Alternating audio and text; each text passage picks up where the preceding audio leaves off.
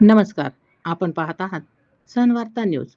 राहुरी विधानसभा पोटनिवडणुकीत सध्या राजकीय वातावरण चांगलेच तापले आहे. महायुती आणि महाविकास आघाडी यांच्यात थेट लढत रंगत असताना राष्ट्रवादी काँग्रेस शरदचंद्र पवार पक्षाचे उमेदवार गोविंद मोकाटे यांच्या उमेदवारीची जोरदार चर्चा सुरू झाली आहे.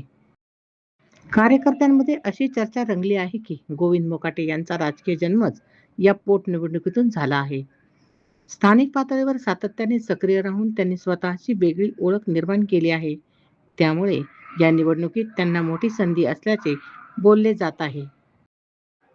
महाविकास आघाडीच्या माध्यमातून मिळणारा पाठिंबा, विविध गावातील वाढता जनसंपर्क आणि प्रचार सभांमधील उत्स्फूर्त प्रतिसाद यामुळे मोकाटे यांच्या नावाची चर्चा अधिक ठळक झाली आहे. विरोधकांनाही आता त्यांच्या वाढत्या प्रभावाची दखल घ्यावी लागत असून राहुरीतील ही लढत दिवसेंदिवस अधिक चुरशीची होत आहे. राहुरी विधानसभा पोटनिवडणुकीत नेमकी कोण बाजी मारणार याकडे संपूर्ण मतदारसंघाचे लक्ष लागले आहे. अधिक अपडेटसाठी पाहत रहा सन वार्ता न्यूज.